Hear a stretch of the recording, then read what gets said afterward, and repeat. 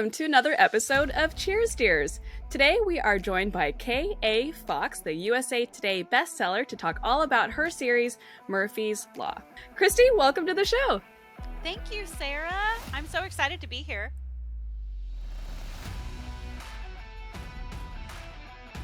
This is so exciting because I found you through a fellow colleague of ours, Dennis K. Crosby, who is a fantastic urban fantasy author. To my listeners who've been listening a while, you know that I'm a big fan of Dennis, and I cannot wait until my hard copy of his book, Death's Debt, comes in the mail. And so Dennis introduced me to Christy, and she is a fantastic writer. I've been reading her book, The Devil's Own. I ended up starting it much later than I should have, and I couldn't put it down. I was like, of course I started reading this only a couple of hours ago. I should have done this morning, and it is so good, and I cannot wait to finish it because I cannot wait to see what happens to Delaney and to, of course, Moose, who I think is probably one of my favorite characters of all time right now. And before I keep going, Chrissy, would you like to tell us a bit more about The Devil's Own? Absolutely. So Delaney is, of course, the main character. She's a young woman trying very, very hard to make her own way in the world.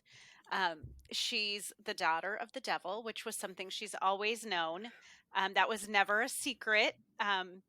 She's interestingly never seen her father up to the point of, when you're reading about her in The Devil's Own, she's never seen her father in any other way but the guise that he always presents himself to her, which is as Angus, of course, the former rock star who, faked his own death. So it's a really interesting dynamic because I always tell people, Delaney is a young woman who's trying very hard not to harm the world around her. She wants to do good. She wants to leave a positive mark on the world.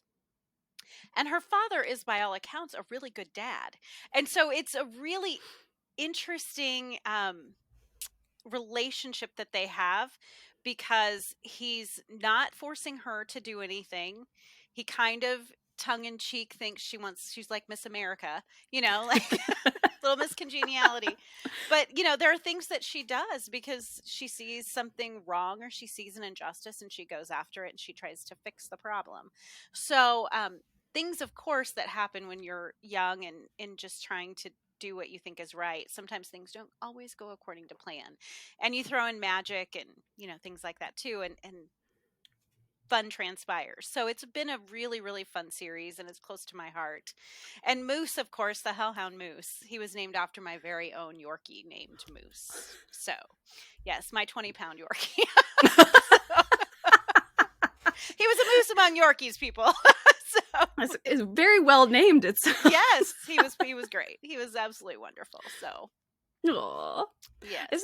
That's I think one of the best things about being writers is that we get to honor the loved ones in our circles in our way, yes. and give them the shining places in the stories where they deserve to be. Absolutely. And my kids still are like, why did Moose get to be the famous one? I'm like, well, you were in the dedication. So. But Moose gets the character. Moose gets the whole character. Well, you touched on something I wanted to chat about tonight about Angus's and Delaney's relationship.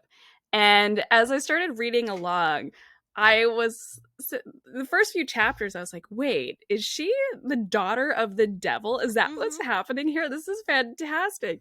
And I love their relationship because it's such an not atypical, but it's such a believable, relatable father-daughter relationship where the dad's just trying to do what he thinks is best for his daughter, and the daughter's like, I can take care of my own. And this is just a whole different level because of the magic and the powers that she possesses. But it's still just so funny to see her saying things like, I'm going to drive the car I want in the color I want, and I'm going to be fine, Dad. And him being like, okay, don't go killing yourself on the backcountry roads. And that was just, I identified so hard with that, as I think most people getting the keys for their first time would, having those conversations with your parents of, no, I'm an adult now, I can drive, like, I'll be okay. Yes. And I just figured out. Right? I loved that so much. And I thought that was a really sweet touch. And that's one of the fun things about writing fantasy or urban fantasy Mm-hmm. is having these extremely relatable moments with these characters who are so much bigger than us, Yes. but making them human in that way.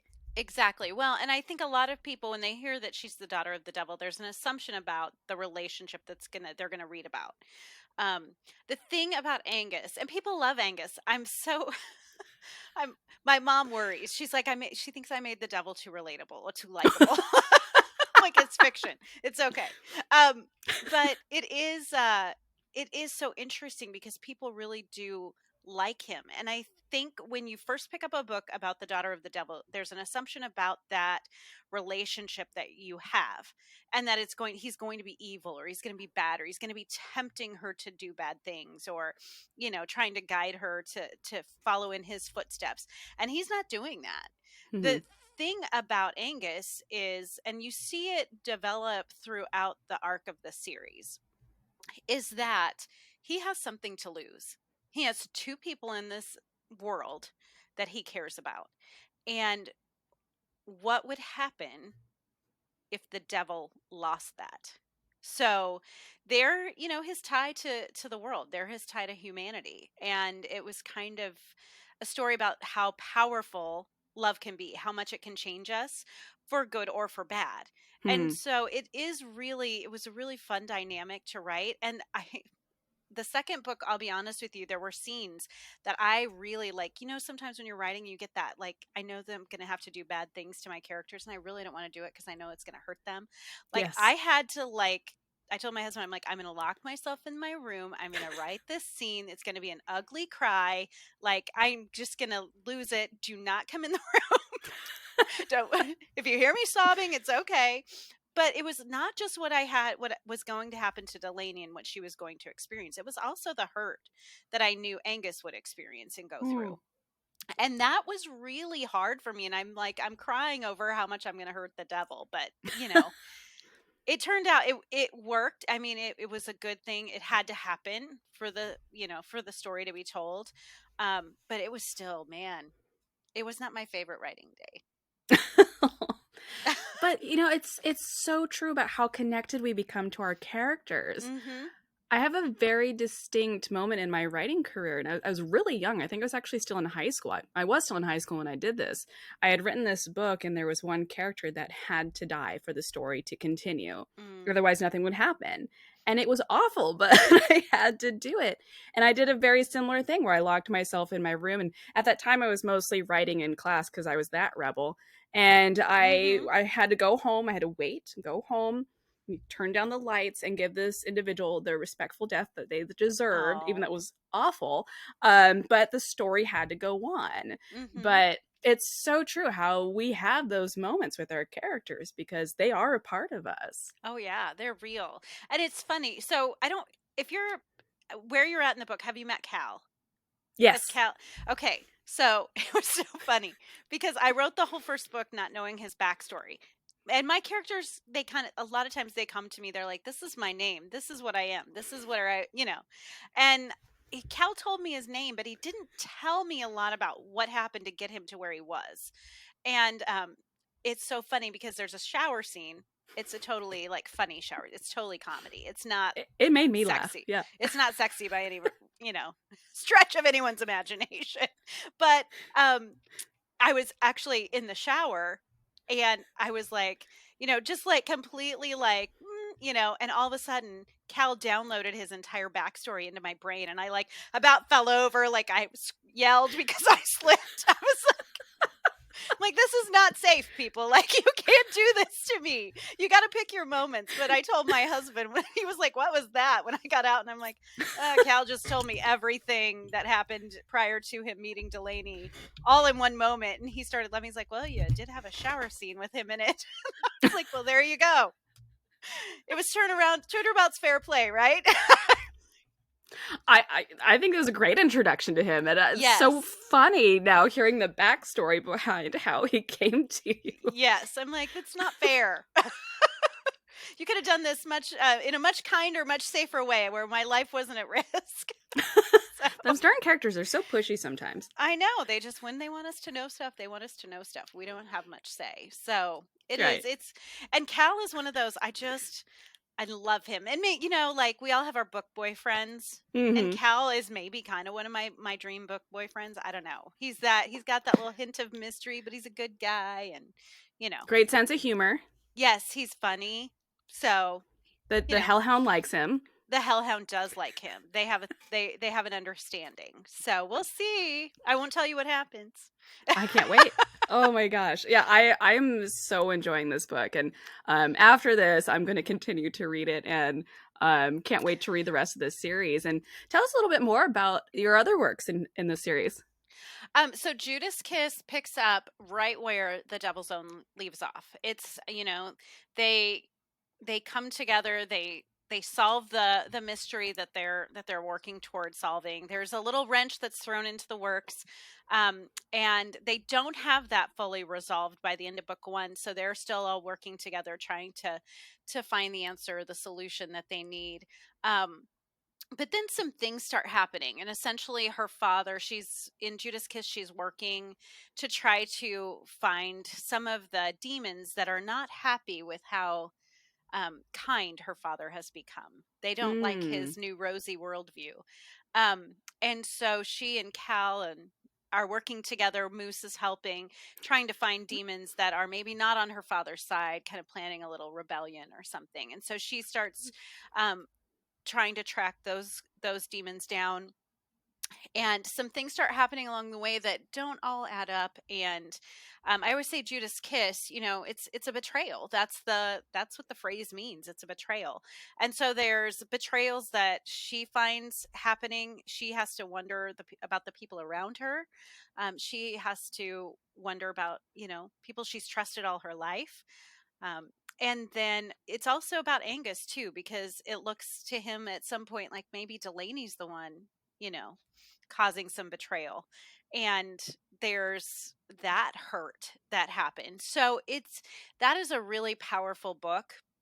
It moves really fast. So like, Mm. Devil's Own, I felt like I had to set up the world a little bit. And it's not slow by any means, but it's still like there were specific moments throughout the book. The Judas Kiss is just like you start at the beginning and you just like whew, you race Mm. to the end. So in that respect, it was really good book for me to write because it was a very different process in a lot of ways.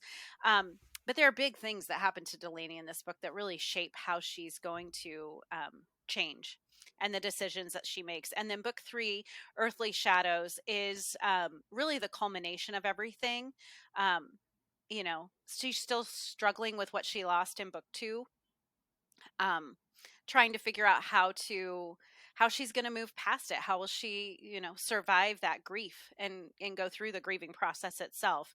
And they also go to hell. So in book Mm. three, so you get a little taste of things there. So it's I will say it resolves. It doesn't resolve the way I originally thought it would, because my character said, "Oh no, we're not doing that."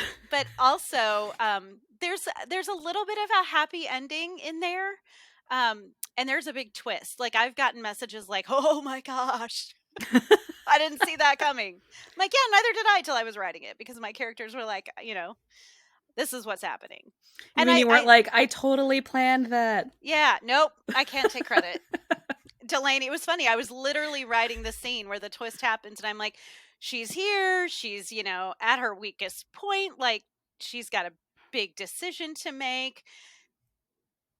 And holy cow, she doesn't do what I thought she was going to do. And then we're again, I'm like, how's she going to get out of this? Like, I can't kill her. She can't die.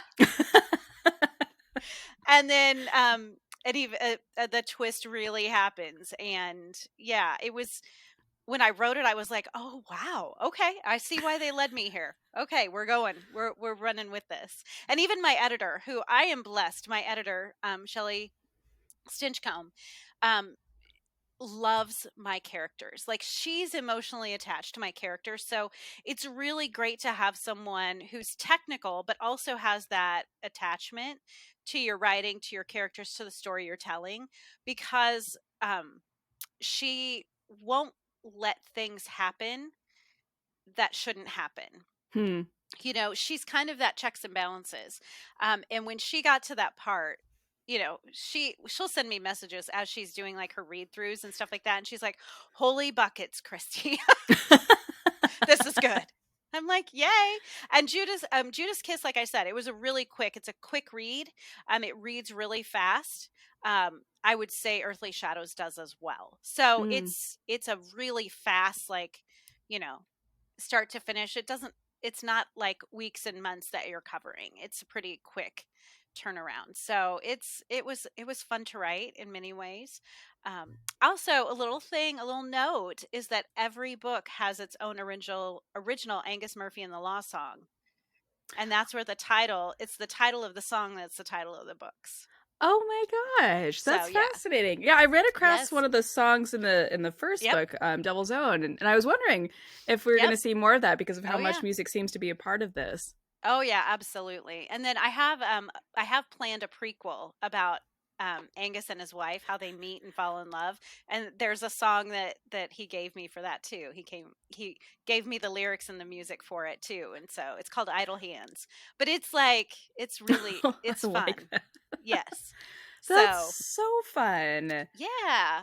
I have to ask, I guess, a couple of questions. Um, So, first of all, I loved what you said about how the first book sets the foundations and does a lot of Mhm. world building. And one of I keep notes as I read everything. And the first note I have is love the establishment of fantasy right off the bat. So even Mhm. though, picked it up knowing it was going to be urban fantasy, I always like it when the authors tell me right up front, Mhm. this is what's happening, here's where we are, so that you have that expectation of what's ahead. So that, yeah, I like to use David Green was a really great example of this. In the first chapter he said, yeah, everything fantasy is real, from witches to Bigfoot. And I was like, I Oh, accept anything you throw at me now yeah, just from because that you laid point. that foundation. Yep. And it's such a good way of doing that, and you did such a good way of establishing this character is special. She has these types of powers. She is here on a not a vendetta, but she is here being a vigilante. Mhm. So, here's what to expect from this. Yes. And that for me was just so, it's just such a nice introduction to a world of having those rules set out right off the bat. And then whatever comes, it's like, this is the story I'm in. This is the world I'm in. I Mhm. love that. Yes, thank you. I'm so glad that worked because for me the world is so important. And I'm a fantasy reader. Mm. And so I always tell people, I read kind of to escape. Like, I have a day job, I'm a busy person, I have kids, I have a husband. We're constantly running from, our stuff to school stuff to, sports stuff. And honestly, um, I read every day, but I read to escape. It's like that little break from the world. So I'm always like 99.9% of the time I'm reading something with fantasy in it. And that's one of the things I love about urban fantasy is it's our world, but there's magic. And it's Hmm. enough of that break from reality that my brain can kind of take a break and just enjoy and relax. And so that was kind of the book I wanted to write too, was for that to be that outlet for someone else too. And I have some good friends who are like, "I don't read fantasy, but I read your stuff." And I'm like, "Yay!" That is the best That is compliment. great. Yes. I'm like, "Oh, yay." So that is a big testament if you can kind of cross that border for people. Now, I do have one friend, she's amazing, she's wonderful, and when I wrote the blurb or the summary for the book, and she read it and she was like, this is really good. This is great." And I was like, "Oh, you'd read it?" And she kind of looked at me and I was like, "I don't know why I asked you that." I just started laughing. Like, I don't even know why I asked you that because I know you won't, because she doesn't read. She only reads Danielle Steele books. That's her only thing. And I'm like, this is so not Danielle Steele. All credit to Danielle, but these books are not Danielle Steele. So I was like, There's a little bit more of an edge to yours, yes, definitely. yes. So I was like, and we just started laughing because I was like, Don't worry about it. I don't even know why I asked you. I knew better. So, but she's been at my book launches. She's always cheering me Aw. on. So, even though she's not going to read them, she's always one of my biggest cheerleaders. So, I appreciate that greatly.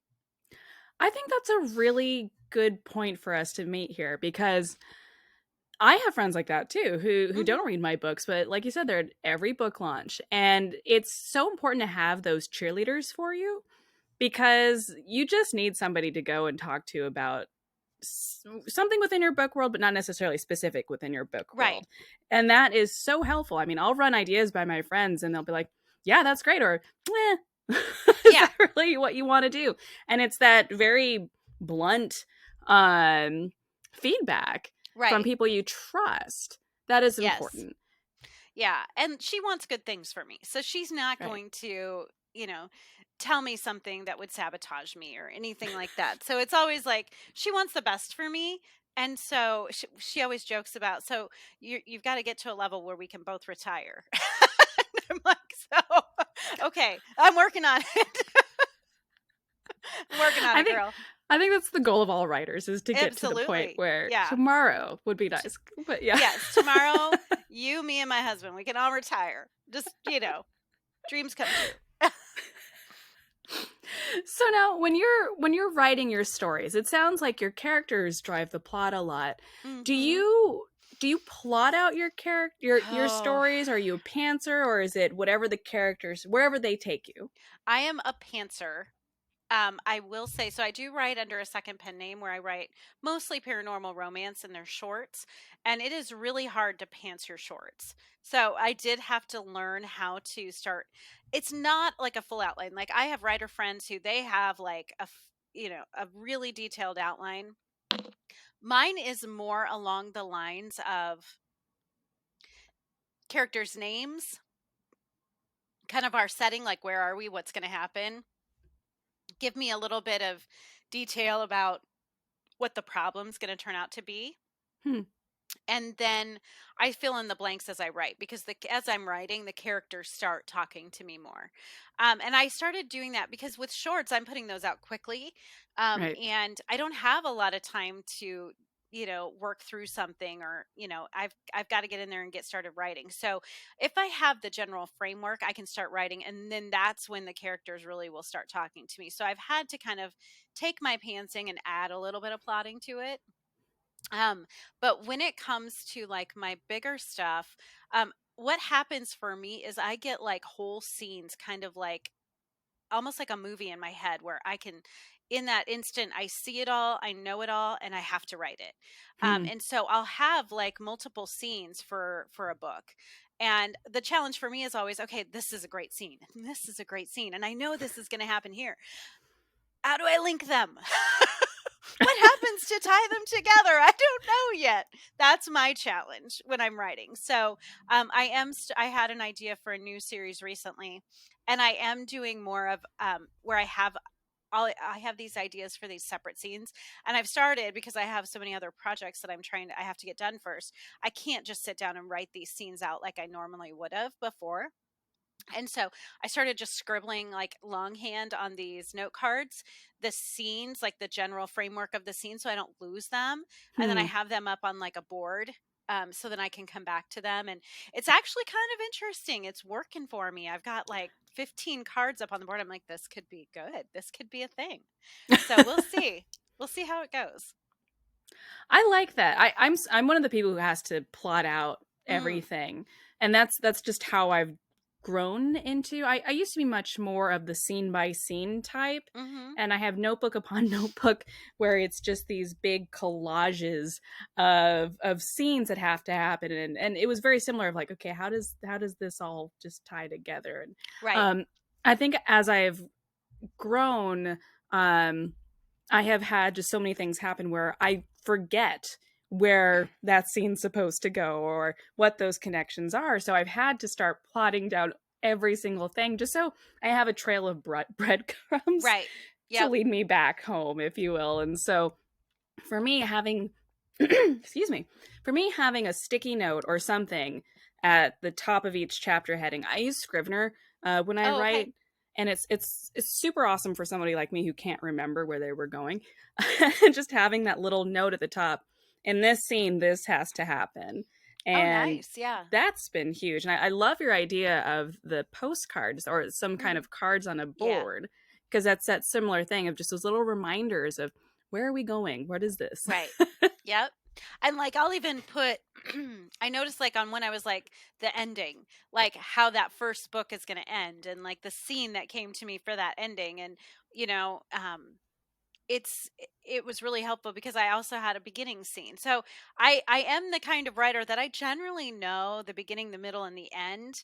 Um and it's usually the challenges are those linking pieces. Like how do we keep that story going? You know, what's going to happen in the ensuing times that get us to this point where the middle scene makes sense. And, you know, then what happens after that that makes sense that get us to that ending so the ending makes sense. And having the note cards because they were really easy, they were handy, and it was quick. I could just write it out while it was fresh in my mind and then I could hang them up. I'm a very visual person. And so even just seeing like these 15 cards, I'm like, that's a story right there. Like that's almost a book. Like that feels pretty good as a writer. Cause sometimes when we sit down and we're like, it can be intimidating to be like, I have to write a whole book about this one idea. That's a lot of words. You know, I don't know enough about this to make, and then I can look up at the board and I'm like, actually, I know a heck of a lot about this. You know, there's a book there. So it's been really encouraging for me and I'm not losing it because sometimes I'll have these great ideas like while I'm driving. Mm.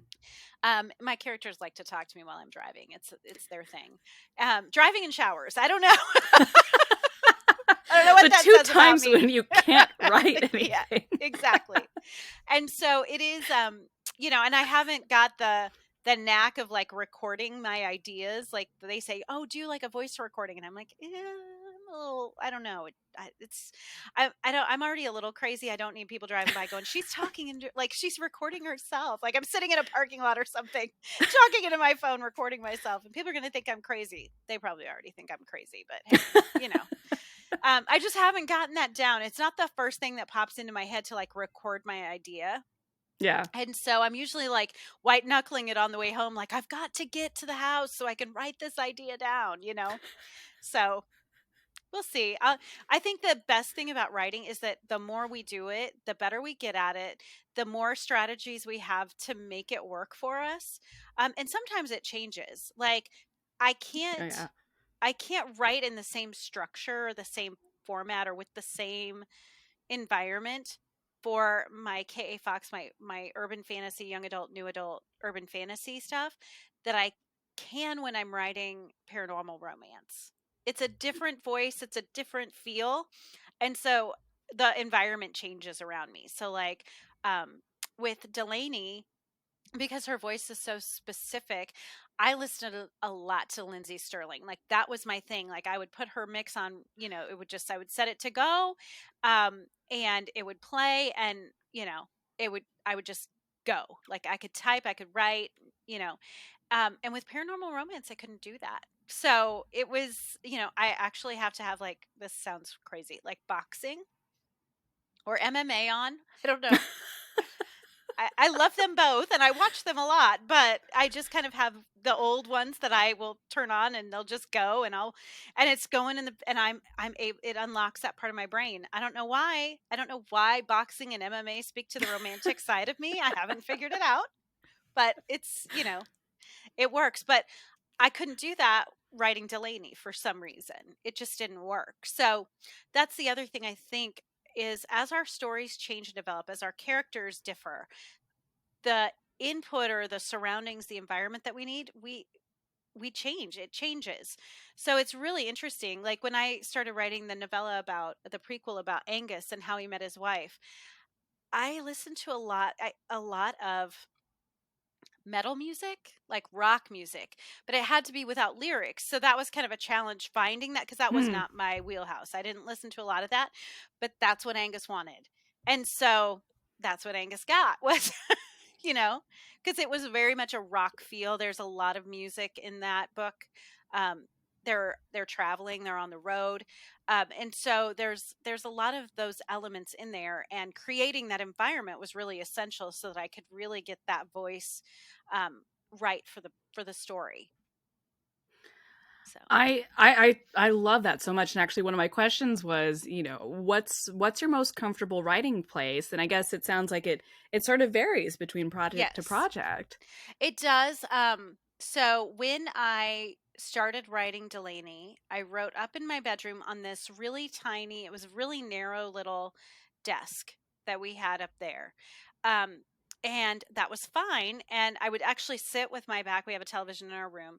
And I would sit with my back to it and I would put music on and I'd have headphones on and I would just go to town. Um, then with the second book, like for some reason, sitting with my back to the TV was weird. And then my husband had changed my desk. And so it was kind of turned out, but the TV wasn't in front of me. So it was weird still. So then we ended up turning the desk around so that I could see the TV. And it was on. I couldn't hear it because I had music on, but it was on and I could write. Um, and then we got things set up in the basement, this desk and everything set up in the basement of our house. And I started writing down here. And, it's away from the kids.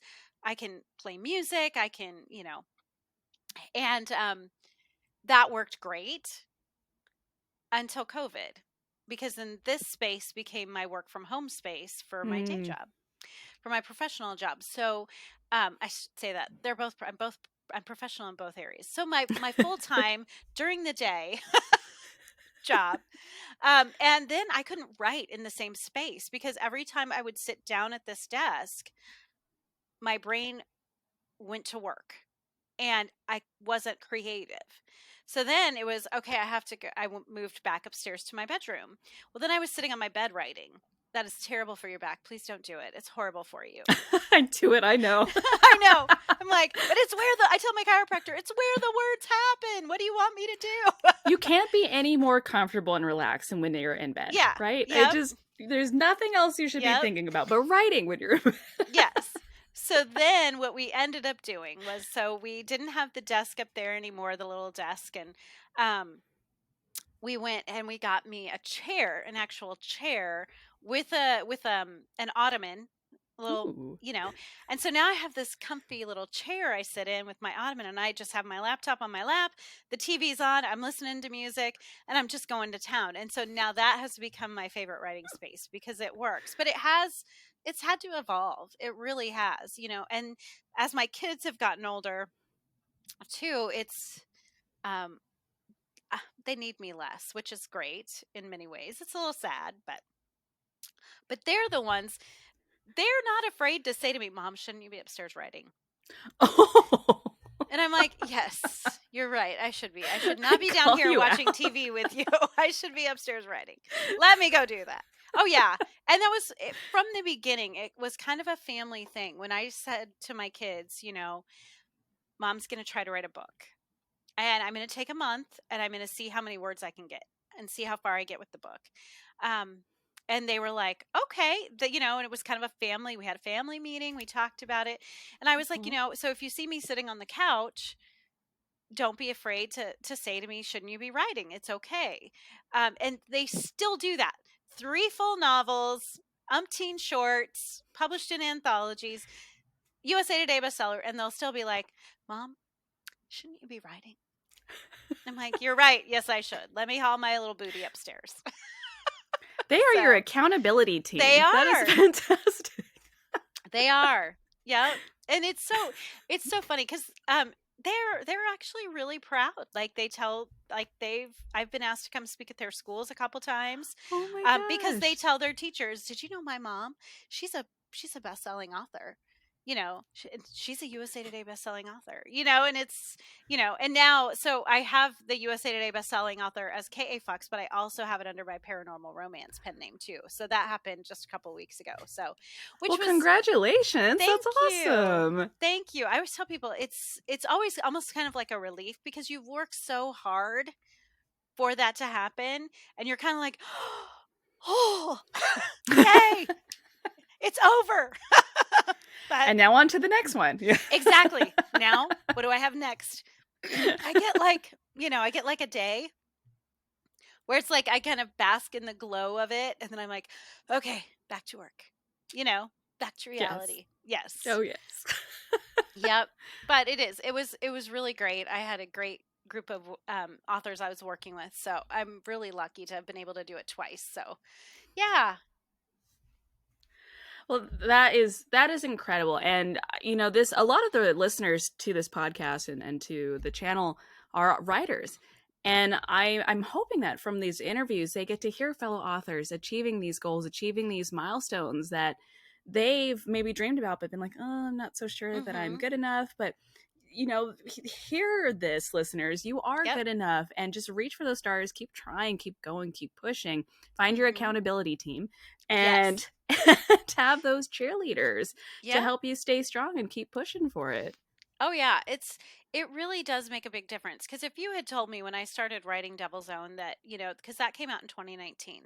If you had told me that by the end of 2020 I would have been a USA Today bestselling author, I probably wouldn't have believed you at that point. Um and then for you to tell me that in 2021 I'd have done it twice.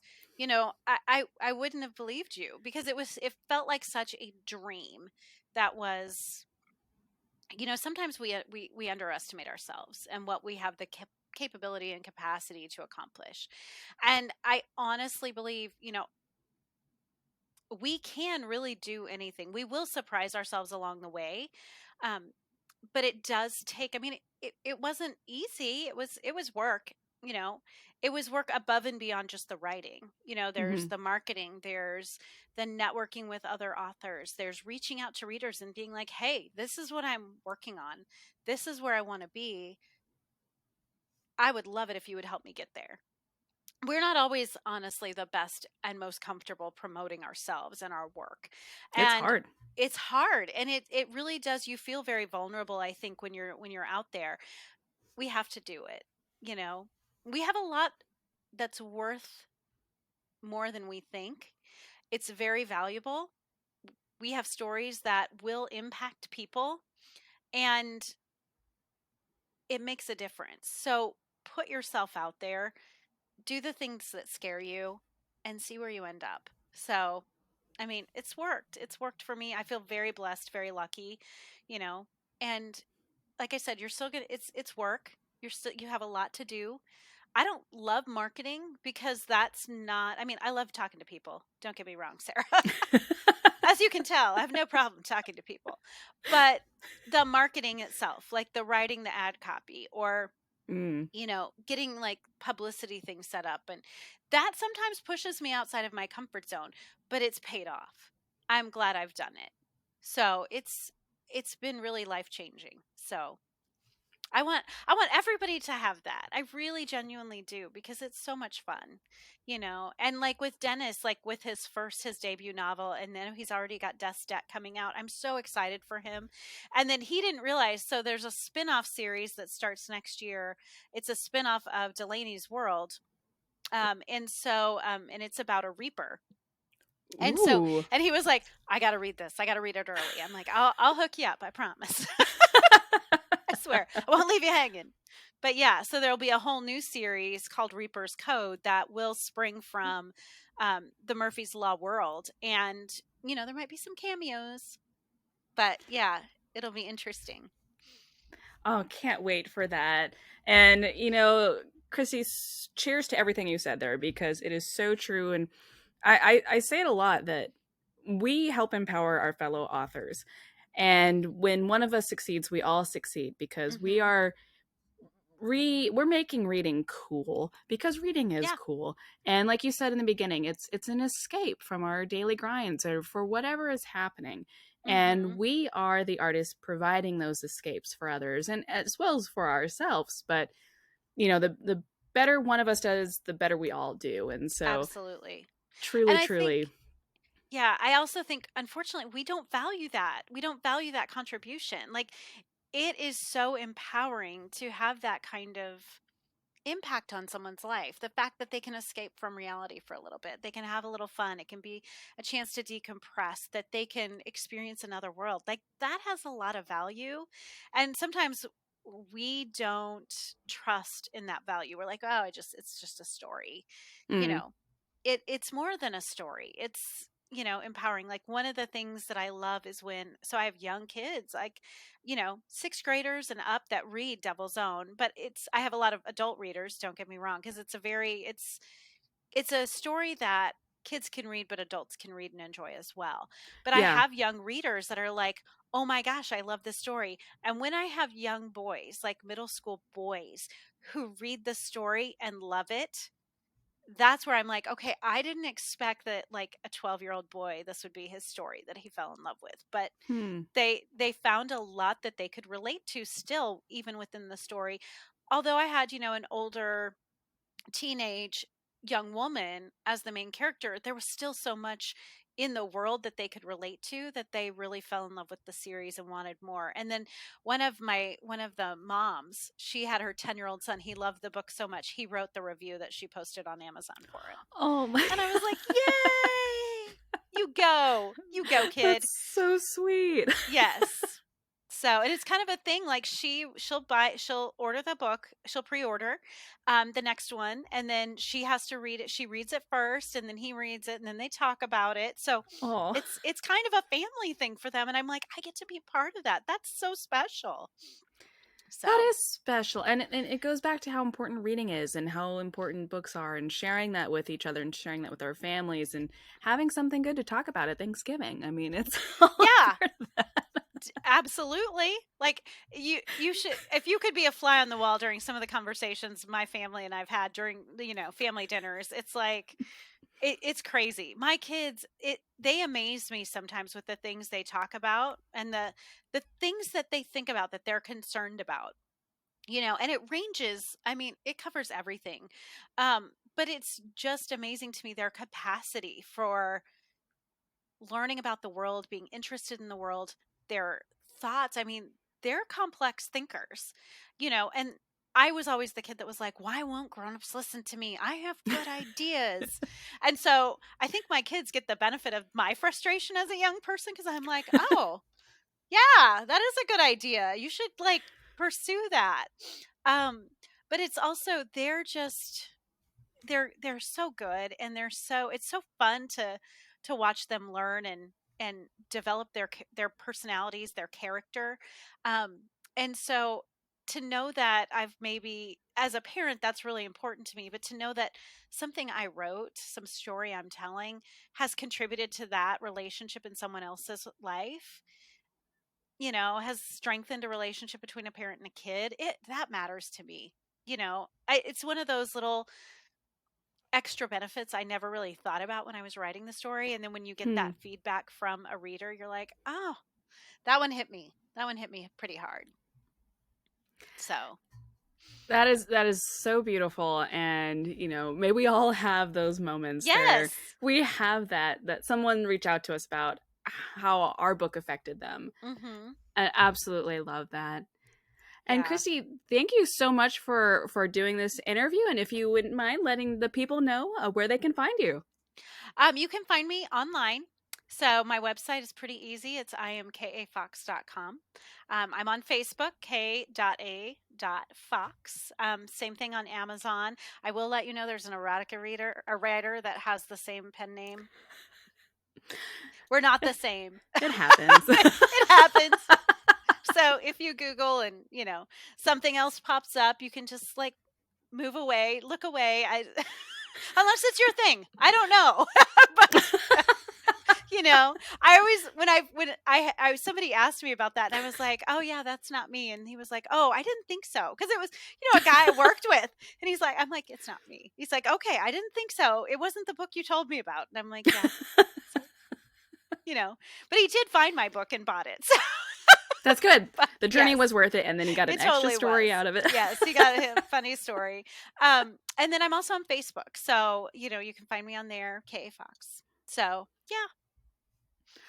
Well, thank you so much for this. And I can't believe I forgot the signature question of this podcast, Oh, which is so I noticed that Delaney doesn't drink coffee, but she she does does drink not. tea. So I She have to does. ask, is that a part of you and your signature beverage?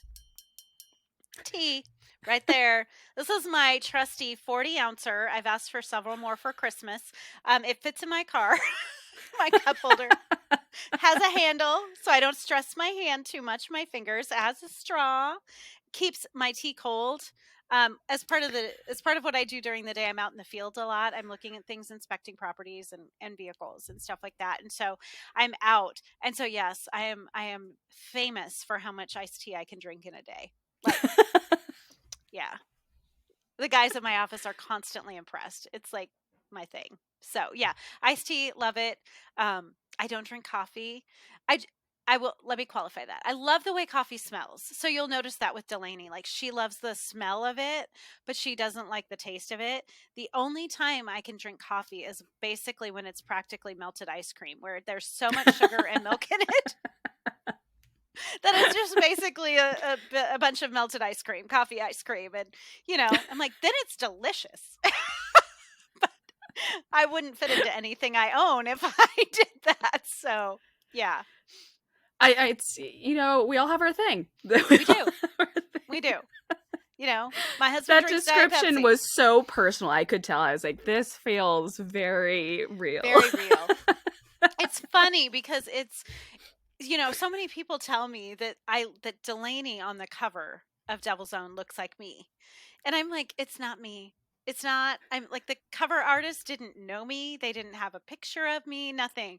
And yet there's so much where people relate the author and the character.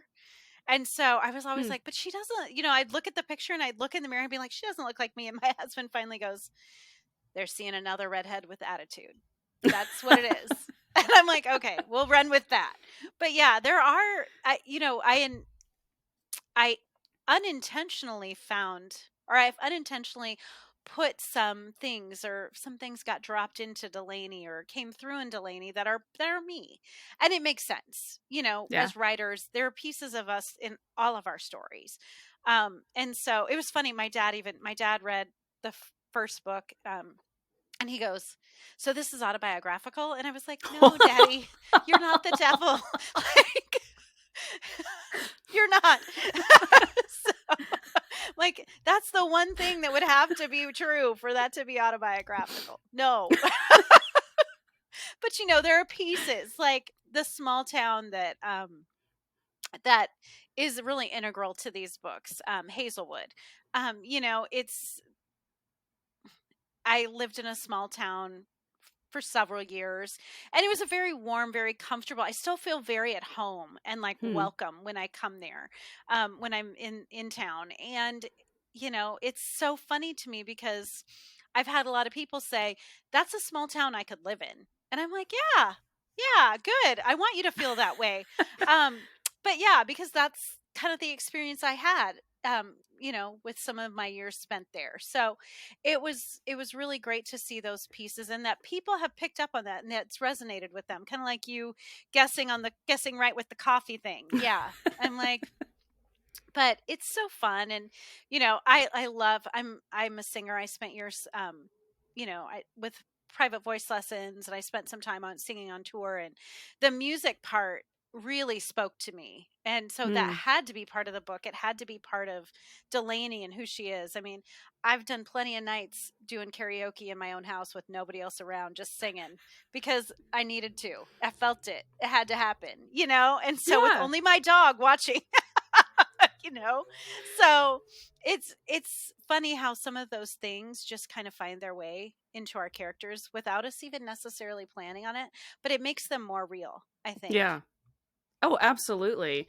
And I think that goes back to how, well, yeah, your characters are so realistic. Mhm. And there's references throughout that are very minor, but it just adds that layer of realism, realism, realism. And there Mhm. was one reference that I was attuned to because my small press, No Bad Books Press, just published a book called The Gulch Jumpers, which is based on a musician who wants to give his talent back to the Mm. crossroads. Ooh. And so there was a reference Wow. to the crossroads in this. I was like, I know what that is. Mhm. And I thought that Crossroads, was yeah. really interesting because of the Robert Johnson listeners. If Mhm. you're not aware, um, there's a legend that this very, very talented musician, Robert Johnson, sold Mhm. his soul for skills at the crossroads. And I thought that Yep. was a very nice detail in your story. Yep. Yep. That is just like it's a fascinating legend. And I don't know if you've ever watched Supernatural. Yeah. That is a show that I love. But they talk about the crossroads in there too, and Robert Johnson. And, it's so fascinating, the history and the lore that has built up around it. But, yeah, the Crossroads music, Callum's music collection that he had, it was a layer of, character development for him too, but Mm. also that Delaney recognized it and what it is. And, you know, she says something like she accidentally made a deal with the devil, her dad, you Yeah. know, but that is a layer. That is part of the world that she lives in, that you can make a deal with the devil and you have to be careful. Sometimes you do it without even realizing you're doing it. And she's, of all the people who should know, she should know to be careful about that. And so yeah. And I love the history of Crossroads, lore, and so I had to include it because it's such a big part of music Yeah. and blues and things like that. So I'm so glad I got to put that in there, but also that you caught it. So good job, thank you. Well, thank you for putting out these wonderful books. And listeners, I'll be sure to have all of Christy's links down in the description box below. And once again, Christy, thank you so much for joining us today. Thank you, have a great night. A huge thank you goes to my sponsors, Salbomb and Don W. And to see how you can help support this podcast, head on over to buymeacoffee.com/sfaxon.